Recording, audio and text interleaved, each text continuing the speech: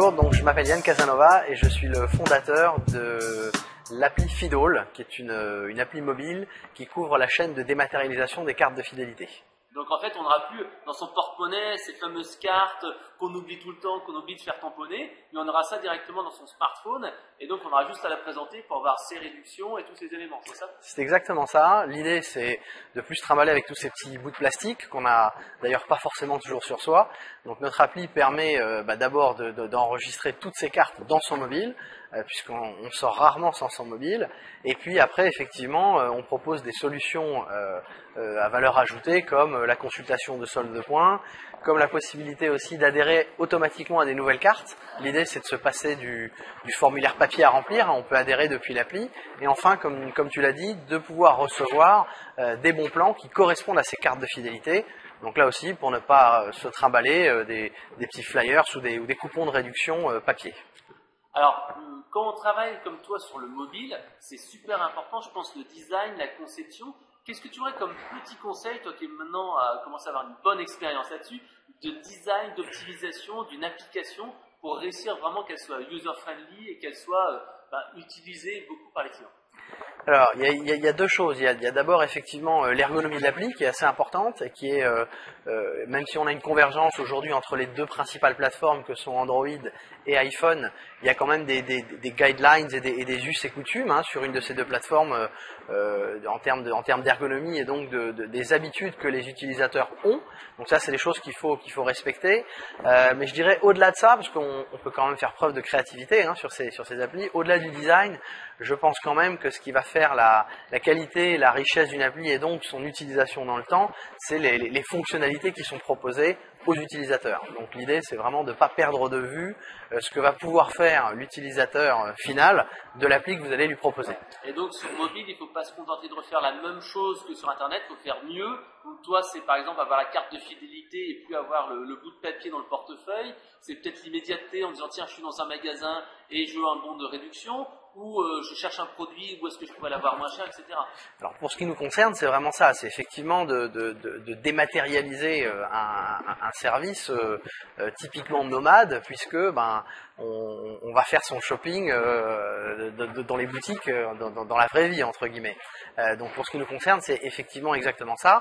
Après, de manière générale, il ne faut pas simplement, je dirais, décliner un site web, bien évidemment. Bon, déjà, il y a une question de taille d'écran, même si il y a des mobiles maintenant qui sont très proches des tablettes, mais quand même, ça reste jamais un écran de portable. Donc il y a cette dimension, je dirais, physique.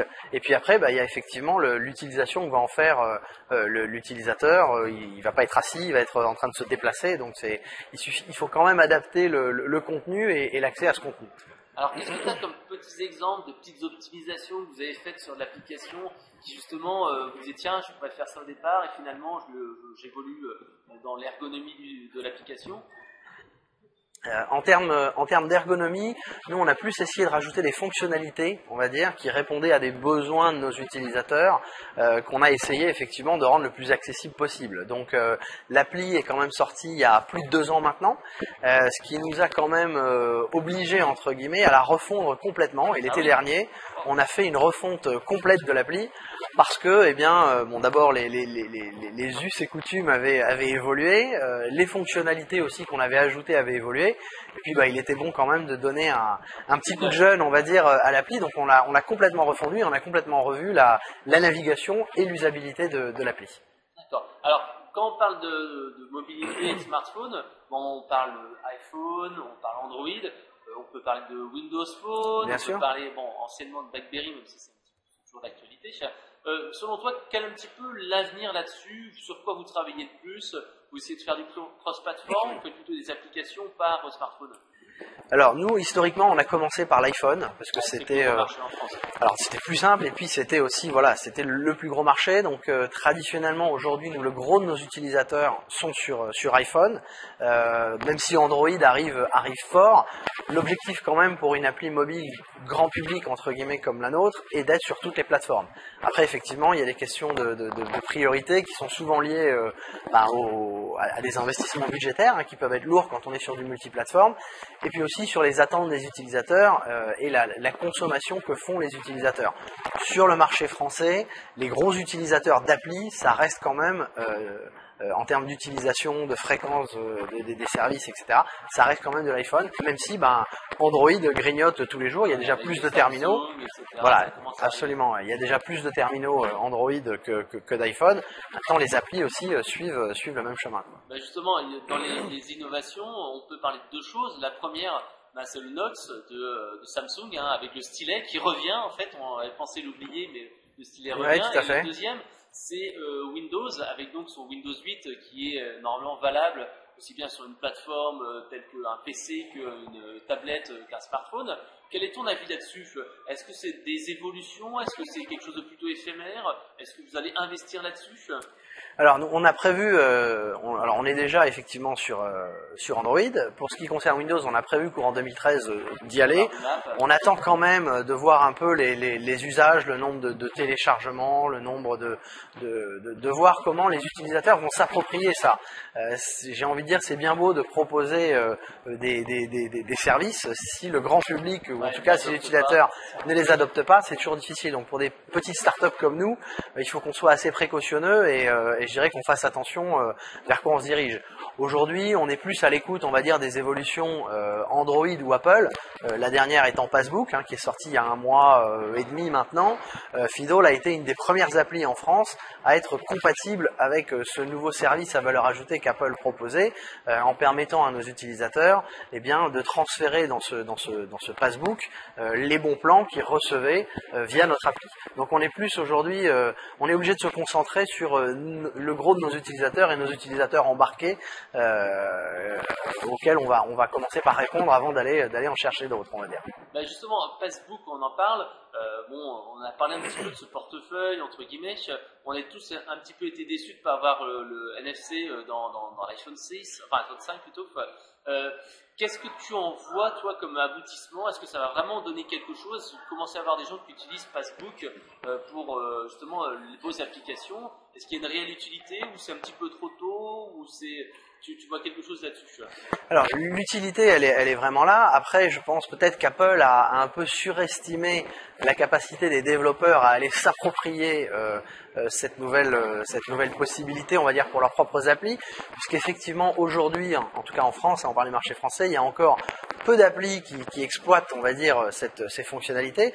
Maintenant, l'idée d'Apple de dire je vais permettre à mes utilisateurs, donc de mes iPhones, de regrouper au sein d'une même appli tous les passes, c'est comme ça qu'Apple les appelle, tous les passes possibles, donc des passes de X applis, c'est une logique de faciliter la vie de l'utilisateur, puisque de dire je suis un utilisateur, plutôt que d'aller chercher ma carte d'embarquement dans une appli aérienne, mon coupon de fidélité dans Fidol et je ne sais quoi d'autre ailleurs, je vais avoir tout à regrouper. Ça c'est un premier plus, on va dire, mais c'est aussi, je dirais, et je pense que là ça peut être très très intéressant pour des éditeurs d'appli comme nous, c'est qu'à partir du moment où on va aller utiliser Passbook, on va pouvoir avoir accès à des fonctionnalités natives de l'iPhone, la principale étant la géolocalisation, avec ces logiques qu'on appelle de géofencing, qui font que à partir du moment où un pass est correctement ajouté dans Passbook, le mobile peut se réveiller et le pass peut se réactiver à proximité d'une enseigne correspondant au pass. Donc aujourd'hui, il y a quelques applis qui ont ça, je dirais, d'embarquer en natif. Par exemple, Foursquare vous propose ce type de choses. Maintenant, ça demande quand même des développements assez importants. Donc c'est vrai que pour des applis tierces qui veulent utiliser ces fonctionnalités de géolocalisation, en allant exploiter celle de Passbook, ça peut être une opportunité. Donc, à voir un petit peu encore une fois sur l'utilisation pratique de cette fonctionnalité-là. Si elle sera vraiment adoptée ou ce sera encore quelque chose qui restera réservé à un certain nombre de personnes. Voilà, alors nous, le retour d'expérience qu'on a aujourd'hui, on constate que lorsqu'on diffuse un pass, quand on diffuse un bon plan à nos utilisateurs, ça fait 1 an et demi qu'on diffuse ces bons plans maintenant. Ça faisait donc 1 an et demi qu'on était capable de traquer des taux d'ouverture et puis surtout des taux d'utilisation et des taux de transformation dans des logiques de drive to store. Depuis 5-6 semaines maintenant que ces bons plans sont ajoutables dans Passbook, Alors c'est peu de recul, et on n'en a pas envoyé des centaines non plus, mais en tout cas on constate un taux d'ajout de ces bons plans depuis Fidole dans Passbook de l'ordre de 8 à 15 voire 17%.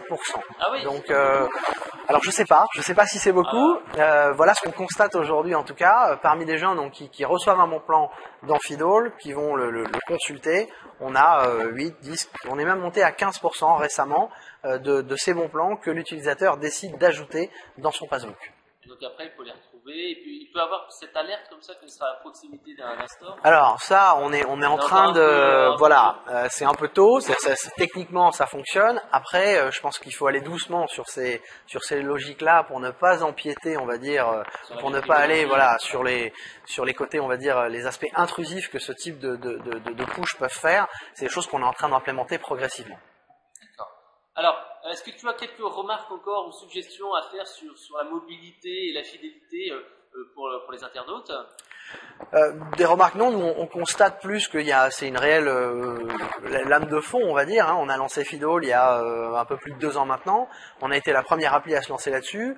On est une toute petite start-up et malgré tout, eh bien on approche là le million d'utilisateurs. Ah oui, c'est énorme. Donc en termes de téléchargement, voilà, ça commence à être assez important compte tenu du fait que c'est une marque qui a été créée de toutes pièces avec très peu d'investissement marketing, on va dire. Donc il y a une réelle attente aujourd'hui de la part des utilisateurs de pouvoir se débarrasser de ces bouts de plastique et puis aussi de poursuivre, on va dire, dans les fonctionnalités de dématérialisation du coupon qui est la suite logique, puisque on sait qu'une des raisons principales pour lesquelles on prend une carte de fidélité, c'est pour bénéficier des offres de la marque. Voilà, exactement, tout à fait. Merci pour toutes ces informations. Si on veut télécharger l'application, on va donc sur son iStore, on va sur le Market Android. C'est ça, ouais. Et qu'est-ce qu'on tape en fait? On tape Fidole comme fidélité et All pour toutes ces cartes. Effectivement, soit dans le Google Play ou alors dans l'App Store. Vous pouvez aussi aller sur notre site internet, il y a des liens de redirection pour accéder à l'appli Fidole. Merci pour toutes ces informations et puis à très bientôt. Merci Fred.